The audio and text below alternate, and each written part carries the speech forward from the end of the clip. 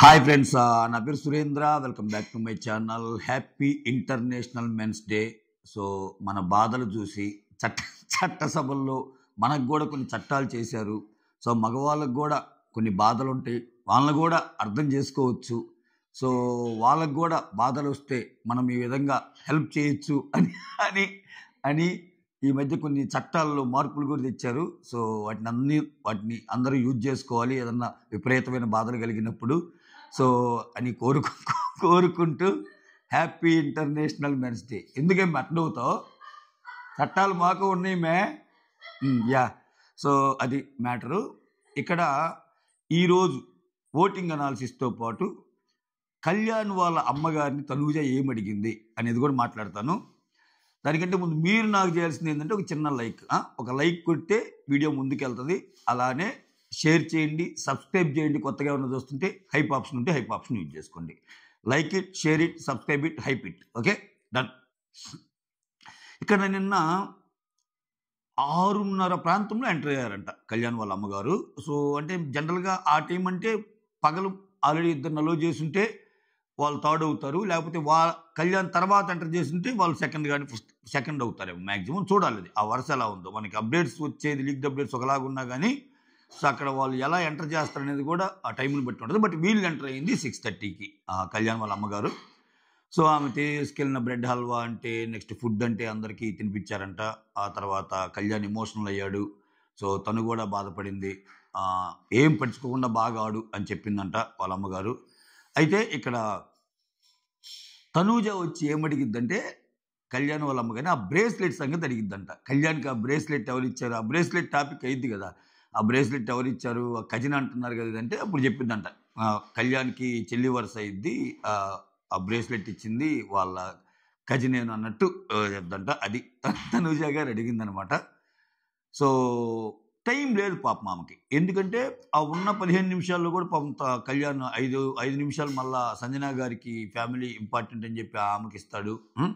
సుమన్ కోసం అసలు 20 నిమిషాలు ఉన్నది, ఆయనకి కొంత ఇస్తాడు. ఒక రకంగా చెప్పాలంటే మిగిలిన వాళ్ళకి ఫ్యామిలీ టైం కొంచెం ఇచ్చినట్టే. కళ్యాణ్ వల్ల మిగిలిన వాళ్ళకి ఫ్యామిలీ టైం పెరిగినట్టే. ఏ మాటకి ఆ మాట.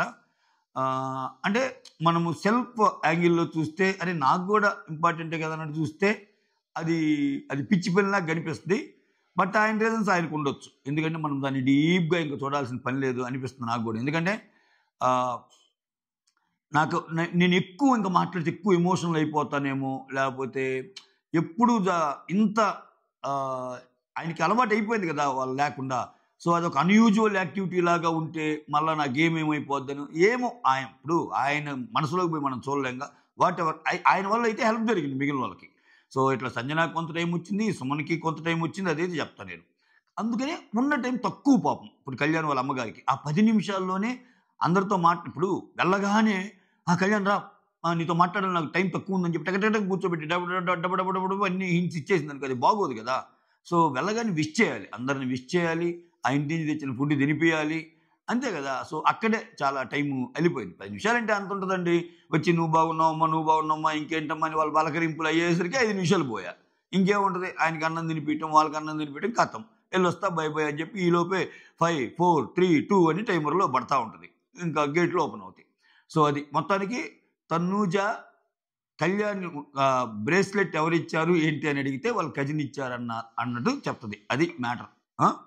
ఎందుకంటే దీనికోసం నేను మిమ్మల్ని లాస్ట్ దాకా ఏమడిగింది అనేది ముందే చెప్పేసాను. నా వీడియోస్ ఎలా ఉంటాయంటే ఎప్పుడైనా ఏదో ఒక ఇంపార్టెంట్ మ్యాటర్ చెప్పాలనుకున్నప్పుడు ఫస్టే చెప్పేస్తా, తెగొడతా. ఎందుకంటే మిగిలిన సుత్తంతా నాకు వద్దురా, నేను చూడాల్సింది ఈ మ్యాటర్ కోసం అనే వాళ్ళకి ఇక్కడి నుంచి చూడవలసిన అవసరం లేదు. ఎందుకంటే అదనమాట ఓటింగ్ అనాలిసిస్. నాకు తెలిసిలే నేను వచ్చింది ఆ పైన హెడ్డింగ్ చూసి అనే వాళ్ళకి ఇంతటితో సరిపోద్ది అనమాట. అందుకని బట్ అలా అని చెప్పి ఓటింగ్ అనాలిసిస్ మిస్ చేయకండి. ఓటింగ్ అనాలిసిస్ కూడా బాగానే ఉంటుంది. ఓకే, ఎందుకంటే నేను యూట్యూబ్ వీడియో చూసేటప్పుడు ఎలా ఫీల్ అవుతానో, ఒక ఇంపార్టెంట్ విషయాన్ని చివరిదాకా సాగదీ చెప్తే చిరాకు వచ్చేస్తాయి. ఏంటంటే వాళ్ళకి వాచ్ టైం కావాలి, ఎక్కడ చెప్పాడని ఎత్తుక్కుంటా వెళ్ళిపోవాలి. అలా కాకుండా సో నేను ఆల్రెడీ యూట్యూబ్ వీడియో చూసేటప్పుడు ఏదైతే ఫీల్ అవుతానో అవి ఫీల్ కాకుండా ఉంటాయని ట్రై చేస్తాను మ్యాక్సిమం నా వీడియోస్లో. ఏదైనా మ్యాటర్ వచ్చినప్పుడు సాగదీసి లాస్ట్ దాకా ఉంచుకుంటే అలా చెప్పడం అలవాటు. అది సో ఈ మాట చెప్పి మళ్ళీ సాగదీస్తున్నాను అనిపిస్తుంది కదా. వెళ్ళిపోదాం. Voting analysis. Kalyan as usual దుమ్ము దులిపి దంచి కొడుతున్నాడు.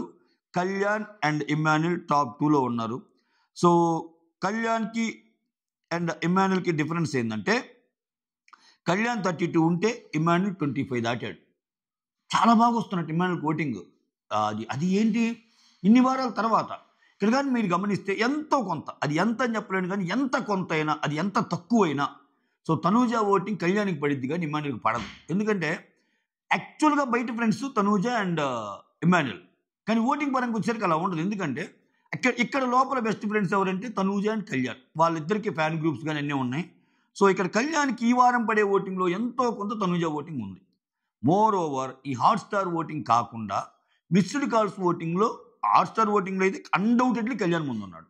ఓకే, సో ఒకవేళ తనూజ ఉన్నా కానీ కళ్యాణే ముందు ఉండొచ్చు, ఎందుకంటే కళ్యాణ్ ఓట్ బ్యాంక్ ఉంది. బట్ సిచ్యువేషన్ ఇలానే ఉంటుందా అంటే చెప్పలేం. ఎందుకంటే లాస్ట్ వారాలు వచ్చేసరికి భయంకరంగా అసలు ఒరే నాయన నిన్న చూసా నేను ఇమాన్యుల్ కోసం ఒక ఫెటర్నిటీ దిగి వచ్చేసింది. అసలు కమెడియన్స్ మొత్తము బయట చాలామంది యాంకర్స్, చాలామంది బయట వాళ్ళు, ఇంకా తనుజ గారి కోసం సీరియల్స్ వాళ్ళు, అట్లానే ఇమాన్యుల్ కోసం కళ్యాణ్ కోసం ఆయనకి తెలిసిన ఆయన వాళ్ళు ఇంకా స్టార్ట్ అయిపోయింది ఇంక యుద్ధం. ఇటువంటిప్పుడు ఏంటంటే ఇమాన్యుల్ని ఎక్కువగా ప్రమోట్ చేస్తుంది చాలా హైయెస్ట్ ఓట్ బ్యాంక్ ఉన్న బిగ్ బాస్ పాత సీజన్లో వాళ్ళు అయితేనేమి, చాలామందికి నోన్ ఫేసెస్ ఉన్న రోహిణి లాంటి వాళ్ళు అయితేనేమి, అవినాష్ లాంటి వాళ్ళు అయితేనేమి, ఆ తర్వాత చాలామంది చేస్తున్నారు. ఇంక నేను పేర్లు ఏం చెప్పాలి, మీరు పోయి చూసుకుంటే తెలిసిద్ది. దానివల్ల వాళ్ళు చేసేటప్పుడు ఏంటంటే నెంబర్ పెడతారు.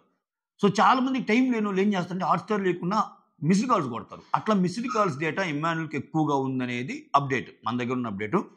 సో ఓవరాల్గా వీళ్ళిద్దరిలో ఎవరు ఎక్కువ ఉన్నా తక్కువ ఉన్నా ఇద్దరు మాత్రం దోసుకెళ్తున్నారు. ఇదేం విన్నింగ్ అని డిసైడ్ చేసే వీక్ కాదు. సో ఓవరాల్గా ఫస్ట్ ఎవరంటే కళ్యాణ్ పేరే చెప్తాను నేను, ఎందుకంటే కళ్యాణ్ పేరే కనిపిస్తుంది. So Kalyan 32, Emmanuel 26. అలా అని చెప్పి ఇమాన్యుల్ తక్కువ అంచనా వేయడానికి లేదు అని చెప్తున్నా. అంటే ఇన్ని వారాలు నామినేషన్లోకి రాకుండా ఇప్పుడు వచ్చినా కానీ ఆ మనిషిని యాక్సెప్ట్ చేయటం అంటే అది వేరే లెవెల్ అంట నేను. అంతే కదా, ఎటువంటి ఓటింగ్కి అలవాటు పడిపోయి ఉంటారు. బట్ స్టిల్ మేము ఉన్నాం నాయన, నువ్వు ఎప్పుడెప్పుడే నువ్వు వెయిట్ చేస్తున్నాం నాయన, నువ్వురా నీకెందుకు మేము ఓటేస్తాం అని వెయిట్ చేసే జనాలు ఎలా ఓట్లు వేసారనేది అర్థమైపోతుంది ఇక్కడ. అది తర్వాత ఇంట్రెస్టింగ్లీ భరణి గారు ఉన్నారబ్బా 15%. ఇక్కడ భరణి గారికి రకరకాలు, భరణి గారి ఓటింగ్, ఇప్పుడు భరణి గారిని నేను తక్కువ చేసి చూడండి, భరణి గారికి అసలు పట్టడం లేదు. సుమన్ తనూజ ఓటింగ్తోనే ఎలా ఉన్నాడని నేను అన్ను. ఎందుకంటే భరణి గారికి కూడా చాలా చోట్ల అయ్యో భరణి గారికి ఇంజస్టిస్ జరిగిందిరా, భరణి గారికి ఓట్లు వేద్దాంరా, భరణి గారు అసలు బాగా ఆడారా అనే వాళ్ళ సంఖ్య కూడా ఉంది. కాబట్టి భరణి గారికి 15% థర్డ్ పొజిషన్లో ఉన్నాడు. ఇప్పుడు చాలా పోల్స్లో డిమాండ్ పేరు ఇట్లా పెడతారు కదా, విచిత్రం ఏంటంటే ఇక్కడ డిమాండ్ కంటే భరణి ఎక్కువ ఉన్నాడు. సో ఇక్కడ చూస్తే డిమాండ్కి ఇంకా మళ్ళీ రీతు లేదు. రీతు డిమాండ్ ఒక ఫ్రెండ్లీ బాండ్ ఉంది. ఎంత లేదనుకున్నా డిమాండ్కి రీతు ఓట్లు కూడా పడే ఛాన్స్ ఉంది. ఆ సిచ్యువేషన్లో కూడా భరణినే ఉన్నాడు. అంటే అక్కడ ఇంకో రకంగా మాట్లాడంటే అక్కడ రీతుకు పడే ఓట్ల కంటే సుమన్కి పడే ఓట్లు ఎక్కువ కదా. సో సుమన్ ఓటింగ్ వచ్చేసరికి భరణి గారికి టర్న్ అవుతుంది. సో అట్లా మొత్తానికి భరణి గారు టాప్ 3లో సెటిల్ అయిపోయారు ఈ వారానికి అండి. ఈ వారానికి డిమాండ్ పవన్ 4th పొజిషన్ 9.4 అలా ఉన్నారు. సంజన 8.9, దివ్య నిఖిత 6.5.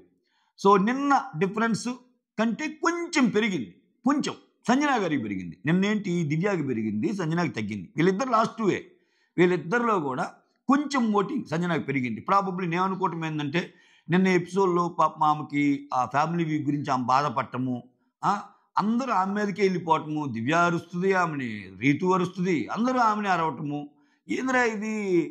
మళ్ళీ మోర్ ఓవర్ బిగ్ బాస్ కూడా ఆమెకి టైం కావాలంటే మామూలుగా ఇవ్వచ్చు కదా, మళ్ళీ దానికి లింక్ పెట్టి వేరే వాళ్ళ టైం తీసేసి, అంటే ఇక్కడ ఎలా అంటే ఈమెకు ఒక అన్అవాయిడబుల్ సిచ్యువేషన్ క్రియేట్ చేస్తున్నాడు.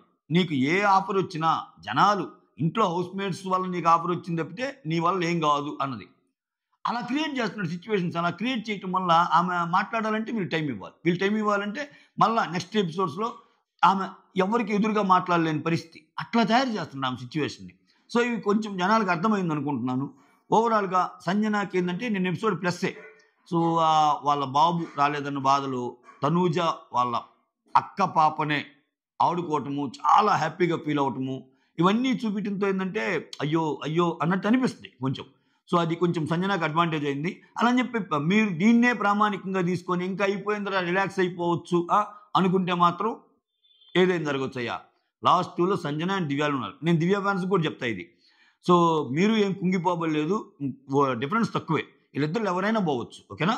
సో ఇంకా మీరు మీ favourite, if you're Divya's favourite, దివ్యాకి ఓట్లు వేసుకొని మిగిలినంతా ఆలోచించు. అంతేగాని ఓటు వేయకుండా బిగ్ బాస్ డిస్కషన్స్లో పార్టిసిపేట్ చేస్తుంటే అసలు పని నువ్వు చేయలేదనుకో వెళ్ళిపోవచ్చు. అలానే సంజన గారికి ఇంకేముంది, అసలు అయిపోయింది మొత్తం, అబ్బబ్బబ్బో ఫ్యామిలీ వీక్లో ఆమెకు సెంటిమెంట్ కలిసి వస్తుంది అది ఇది అనుకుంటే యూ నెవర్ నో. ఇటువంటి సిచ్యువేషన్స్లో బిగ్ బాస్లో ఫ్రైడే ఫ్యామిలీస్ వచ్చి అది అయిపోగానే సాటర్డే ఎలిమినేట్ అయిన వాళ్ళు చాలామంది ఉన్నారు. ఓకే?